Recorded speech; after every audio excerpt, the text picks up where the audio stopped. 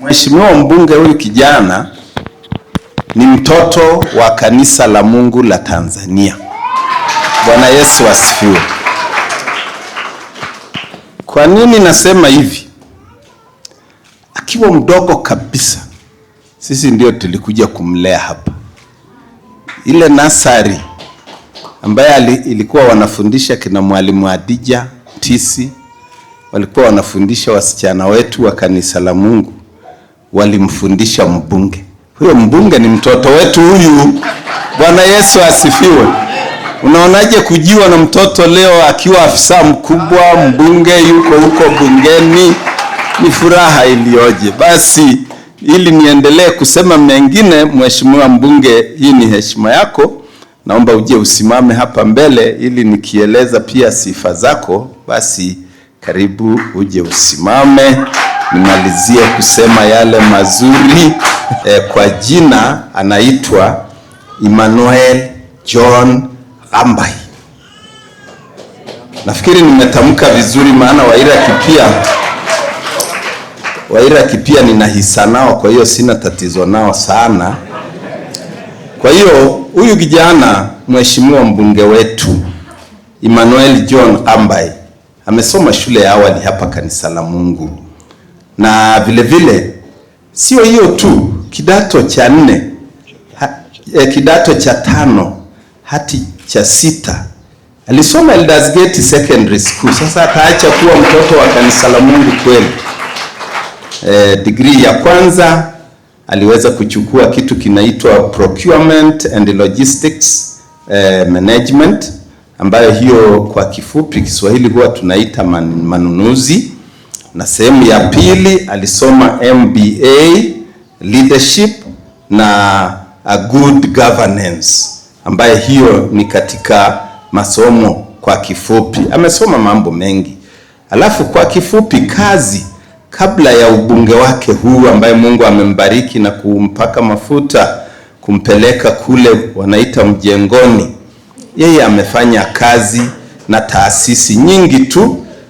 Mimi nitataja chache ambazo nazifahamu, ikiwemo shirikisho la viwanda vya misitu Tanzania kama katibu wa mipango, uchumi na fedha. Unaona taasisi nyeti kama hiyo. Kwa hiyo na nafasi alionayo sasa, yeye ni mbunge wa bunge la Jamhuri ya Muungano wa Tanzania, akiwa ni mbunge kabisa kamili kutoka jimbo la Babati mjini. Kwa hiyo mimi niseme kwa kumtambulisha kijana wetu, mbunge wetu, mgeni rasmi kwa siku ya leo, ni mbunge, ni mtoto wetu wa kanisa la Mungu la Tanzania. Kwa hiyo hata nikisema amekuja nyumbani, nafikiri ni halali na ni haki. Tunamshukuru sana. Ninatambua katika safari yoyote ya malezi, wale wanaotoa malezi wana changamoto pia ambazo wanazipitia. Tunaendelea kuwatia moyo kwamba hakuna kazi ambayo ni rahisi. Kazi rahisi utaiona ya mwenzako, lakini yeye anayeifanya anajua ugumu wake. Niendelee kutumia nafasi hii, tuendelee kuiombea nchi yetu, tuendelee kumwombea jemedari ambaye ndiye ameshika usukani, ambaye ni Rais wa Jamhuri ya Muungano wa Tanzania, kwa kazi nyingi ambazo ameendelea kufanya kwa ajili ya maslahi ya Watanzania wote pasipo na ubaguzi, kwa huduma ambazo tunaziona kila mahali, kwenye shule, kwenye mahospitali. Lakini leo tunaona umeme huu unawaka. Kipindi cha nyuma umeme unakuja papu mara umekata, lakini kwa jitihada ambazo zimefanywa na serikali kwa kupitia Daktari Samia Suluhu Hassan, leo tuna umeme wa uhakika kwa kupitia bwawa la Mwalimu Julius Kambarage Nyerere. Lakini leo ukitaka kwenda Dar es Salaam, ukitoka hapa ukienda Dodoma, ukipanda treni ya SGR unafika Dar es Salaam mara moja. Ni maendeleo makubwa kwa nchi yetu. Tuendelee kuiombea nchi yetu mafanikio makubwa kwa kupitia viongozi ambao Mwenyezi Mungu amekusudia wao ndio viongozi wetu. tuendelee kuombea wakati wote. Lakini ninatambua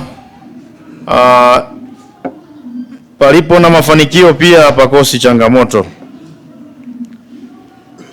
Nimeona hapa kuna uhitaji wa vitabu kwa ajili ya kufundishia.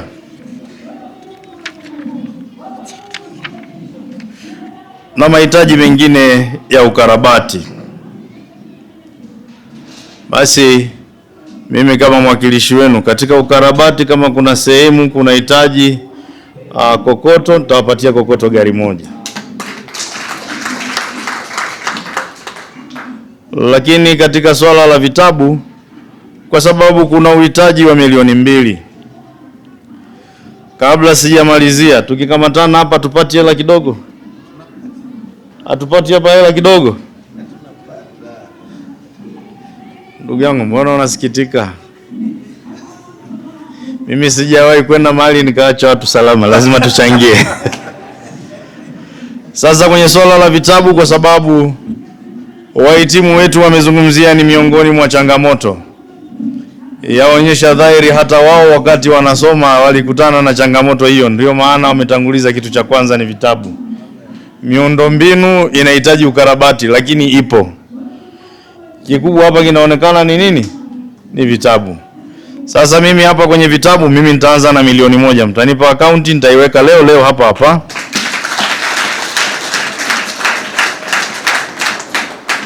Kwanza ni mshukuru Mungu kwa majitoleo haya. Tulikuwa tuna uhitaji wa shilingi milioni 2 ili kumaliza zoezi la vitabu, na ndugu zetu hawa wanapohitimu na wao wameacha alama. Hivyo keshi ambayo nitaitoa mimi pamoja na keshi nyingine iliyotolewa hapa, jumla ni shilingi milioni 1,488,500. Ahadi ni shilingi milioni 1,140,000. Jumla kuu itakuwa shilingi milioni 2,628,500.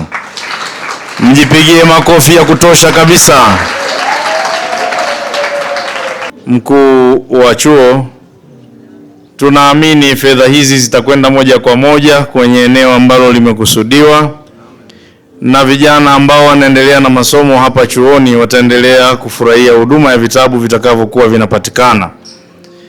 Lakini kama mwakilishi wa wananchi, maana najua ukitoa wale waliotoka Dodoma,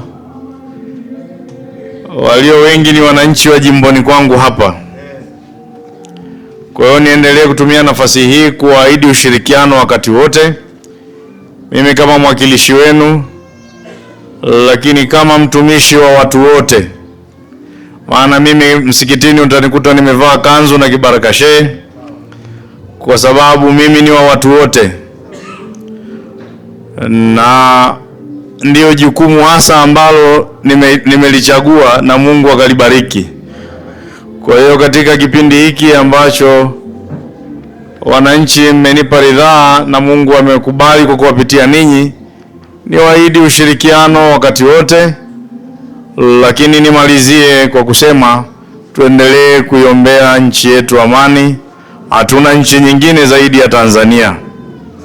Kila mtu kwa wakati wake, tuendelee kuiombea nchi yetu amani, lakini tuendelee kumwombea Rais wa Jamhuri ya Muungano wa Tanzania Daktari Samia Suluhu Hassan afya njema wakati wote, na Mwenyezi Mungu amuepushe na wale maasidi wote wasiopenda kuona maendeleo ya taifa letu. Ninatambua ya kwamba viongozi mmeendelea kuomba wakati wote. Tuendelee kupiga magoti, tuendelee kusugua goti kwa ajili ya amani ya nchi yetu, ili yale ambayo tumeyakusudia kama kanisa, lakini yale ambayo yamekusudiwa na nchi kwa mustakabali au kwa maendeleo ya taifa letu yakapate kufikiwa panapo amani. Amani ndiye msingi wa kila kitu. Kwa kufikia hapo, ni washukuru, niseme ninawapenda. Mimi bado nitaendelea kuwa mtoto wa kanisa hili. Sikio halikuwahi kuzidi kichwa, Kwa hiyo niendelee kuahidi viongozi wangu wa Kanisa la Mungu Tanzania ushirikiano wakati wote. Pale ambapo mtakuwa na jambo, msisite kunishirikisha. Mimi ni sehemu ya familia hii. Kwa kufikia hapo, nawashukuru sana, niwatakie kila jema hata tutakapotoka hapa. Tutakapokutana huko, tuendelee kusemeana na kushirikiana. Asanteni sana.